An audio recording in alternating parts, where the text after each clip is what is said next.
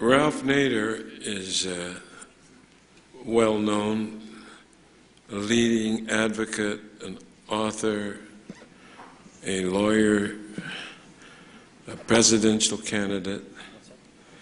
But Atlantic Monthly has named him one of the 100 most influential Americans in history.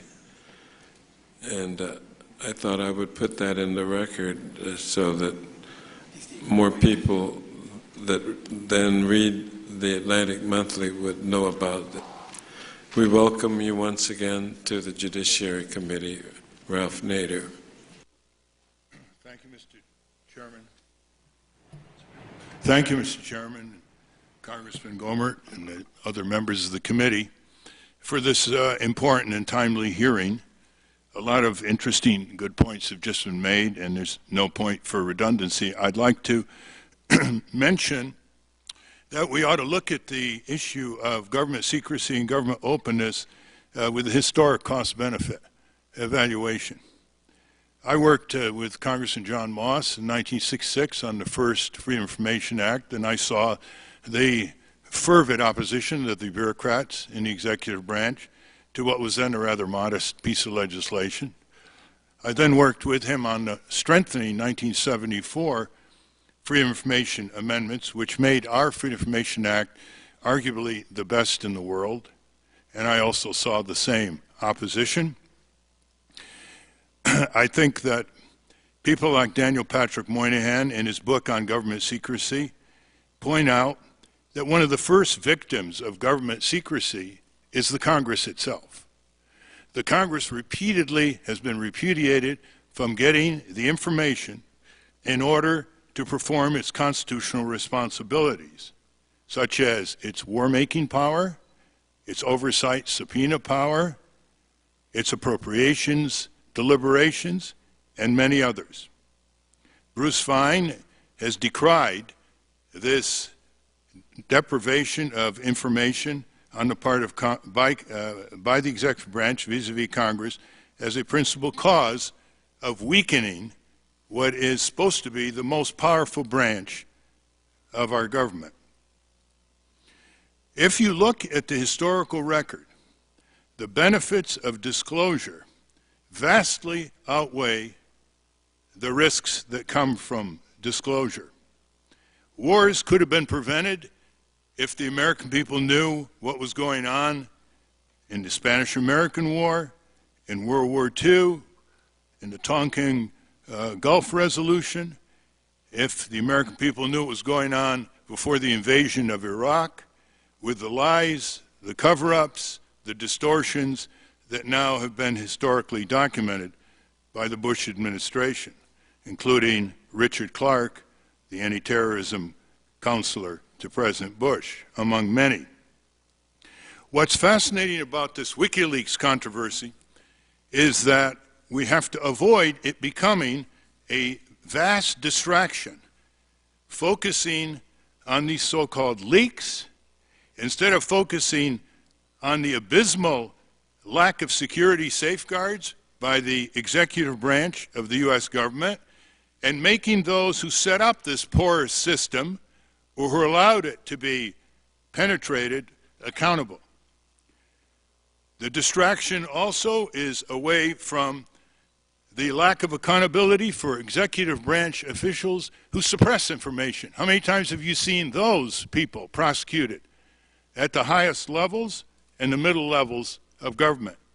The suppression of information has led to far more loss of life, jeopardization of American security, and all the other consequences that are now being attributed to WikiLeaks and Julian Assange.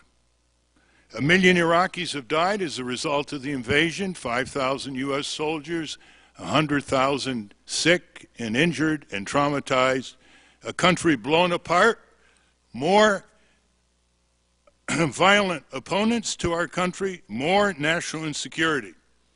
We have to be very careful here that the Congress does not stampede itself by executive branch pressure to repeat the Patriot Act debacle, when this committee issued a pretty sound piece of legislation with hearings, bipartisan, and then was stampeded along with the rest of the Congress by Karl Rove and George W. Bush with this notorious Patriot Act. Stampeded legislation always comes back to haunt its authors. Furthermore, I'm very disturbed by the reaction of Attorney General Holder. I think he's reacting to political pressure, and he's starting to fix the law to meet the enforcement policy. And that's very dangerous. He said the other day, quote, the national security of the United States has been put at risk. The lives of people who work for the American people have been put at risk. The American people themselves have been put at risk by these actions that are, I believe, arrogant, misguided, and ultimately not helpful in any way, end quote, referring to the WikiLeaks disclosures via the New York Times and the Guardian and other newspapers.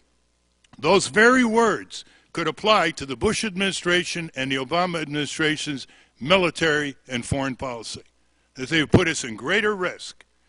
And it's very important for us, especially represented by Congress, that the penchant for secrecy is not nourished further by the WikiLeaks events, which are going to unfold in greater magnitude in the coming weeks, to leave millions of citizens in our country with a debilitating dictatorial vulnerability to further concentration of authoritarian power in the executive branch. Floyd Abrams, not known as a radical, arguably the leading First Amendment practitioner in the country, said, quote, in responding to Senator Lieberman's precipitous urging for Holder to indict Assange, he said, quote, I'd say the potential risks outweigh the benefits of prosecution. I think the instinct to prosecute is rational, and I don't mean to criticize the government for giving it serious consideration. But at the end of the day, I think it could do more harm to the national security, properly understood, than letting it go. Jefferson and Madison had it right. Information is the currency of democracy. Freedom of speech is inviolable. And I would add that secrecy is the cancer, the destroyer of democracy. We have overwhelming examples, some of which were in your statement, Mr. Chairman, of what happens when information paid for by the taxpayer, reflective of the public's right to know, is kept secret. If you take all of the present and probable future disclosures under the WikiLeaks initiative, the vast majority should never have been classified. The vast majority are reprehensible use of people employing taxpayer dollars. The vast majority should have been disclosed, if not never stated, for the benefit of the American people to hold their government accountable. Forbes magazine, in a cover story in its edition December 20th, outlines in an interview with Julian Assange that early next year, the beginning of the disclosure of corporate documents will start. Early next year, Forbes said, quote, a major American bank will suddenly find itself turned inside out. Tens of thousands of its internal documents will be exposed on WikiLeaks.org with no polite request for executives' response or other forewarnings. Now, the importance of that is the danger of the following coalition appearing in the coming months.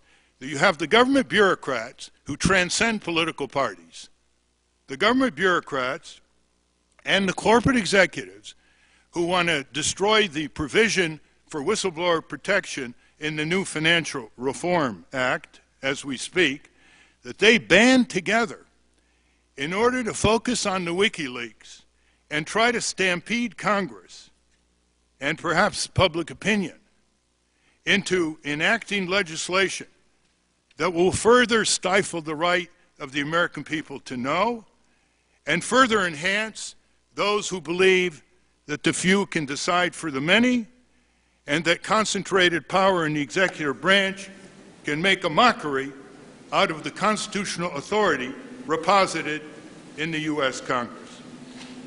We hear a lot about the information age We hear a lot about what it's supposed to do for us. But the risk in this WikiLeaks overreaction to control of the internet and to damaging a dissemination of compilation and access to information worldwide is very, very serious. That is only one of the consequences that can occur if the Congress allows itself to overreact and if the press does not take a measured view and hold to account those who are calling for executive assassinations, for repressions, for the detonation of due process against people who have received information from internal government sources. I think the proper range of government security is now being deliberated in the executive branch, but it needs to be stimulated by Congress.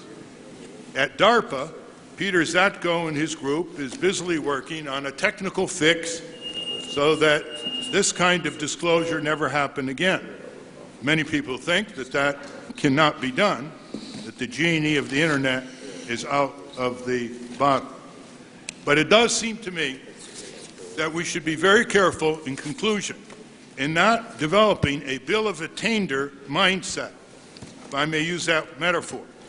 If it's okay for Obama administration officials to conspire or collude with Bob Woodward, to use a non-normative intonation of those words, and leak cables and all kinds of secret information, and do it with impunity, with a reporter who then puts it in a book. At some point, he needs to stop. It does seem that we are on our way not for developing equal protection policy, but for the kind of discriminating policy that will make our legal system not reliable and subject to the distortions of repeated judicial decisions. Mr. Chairman, I'll leave you with that, Mr. Chairman. Thank you very much. Well, okay, moot point. Thank you, Ralph Nader. And my deep gratitude to all 7 of you. This may in some ways be one of the finest discussions the committee has had in the 111th Congress.